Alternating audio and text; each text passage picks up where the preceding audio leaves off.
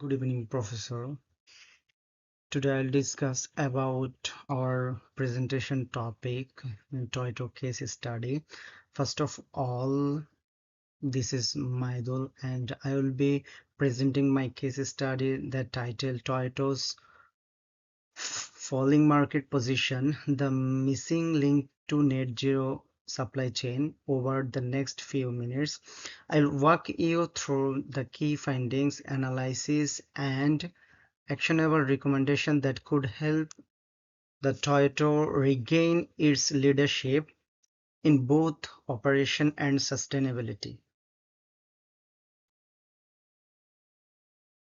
Okay, now I will discuss about case summary and recommendation.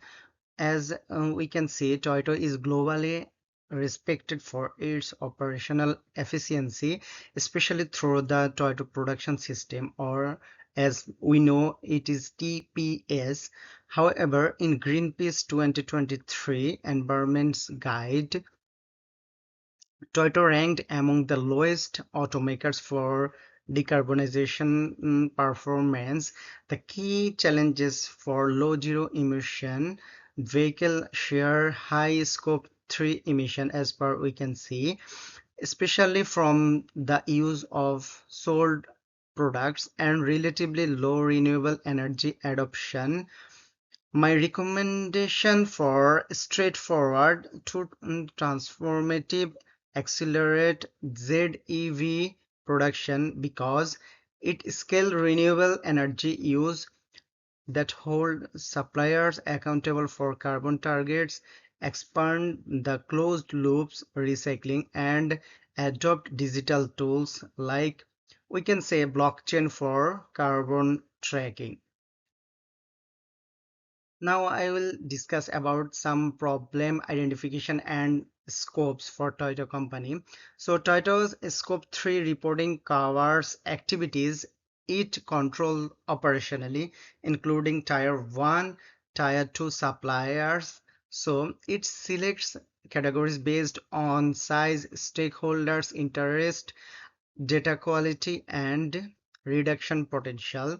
So in 2021, scope 1 emission were 2.56 million tons of carbon dioxide, and for scope 2 was 3.69 million tons in 2022.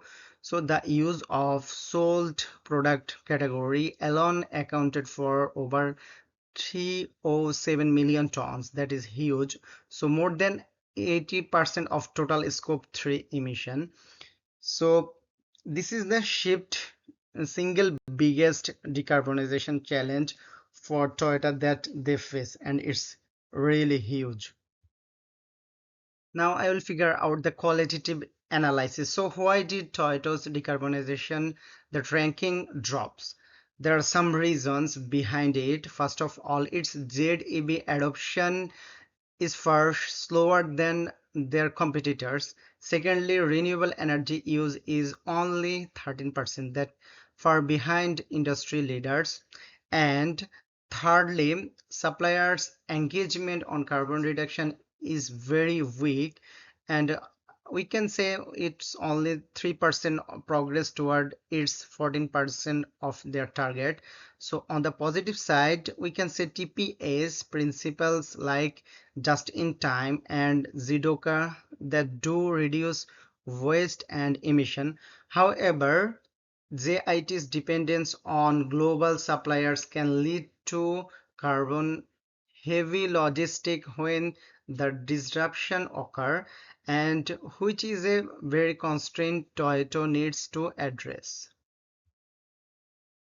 Now we'll figure out the quantitative analysis. That is very important because look at these numbers here. We can see between 2021 and 2022, Toyota's scope 3 emission increased by 15%, while wiping out the more modest gains made in scope 1 and scope 2. From 2019 to 2020, scope 1 emission fell by 0.4 million tons, and that scope by 2 for 0.48 million tons. That is very good progress, but too small compared to scope 3's growth. So recycled material used increased by about a half million tons between 2019 and 2023, but the percentage share only rose from 24% to 25%.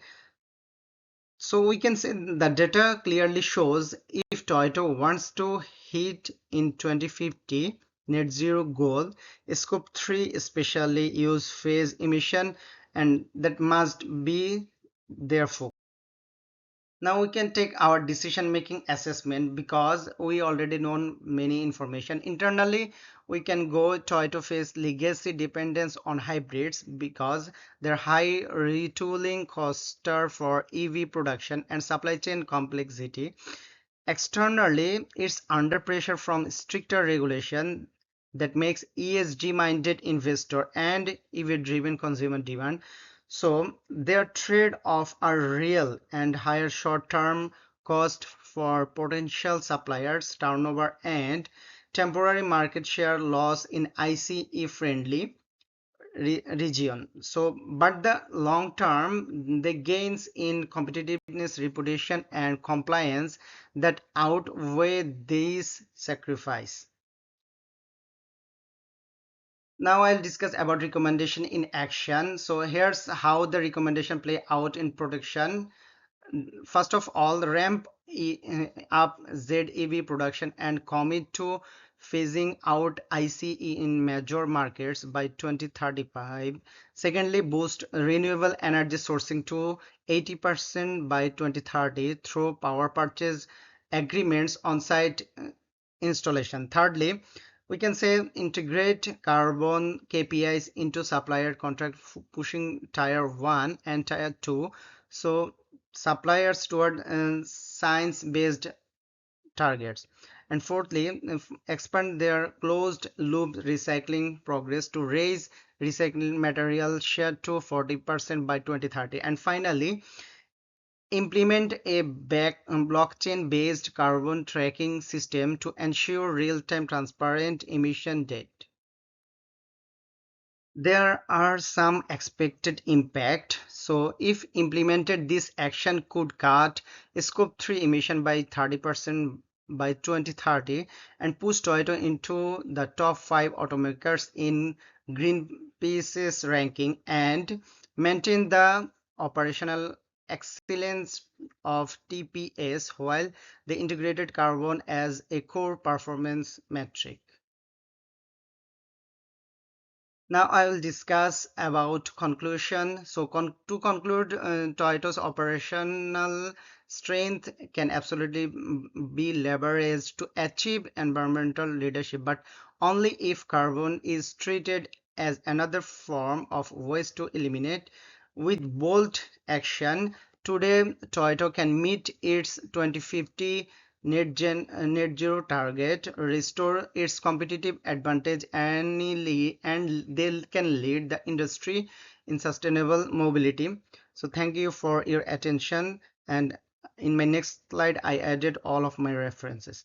Thank you so much.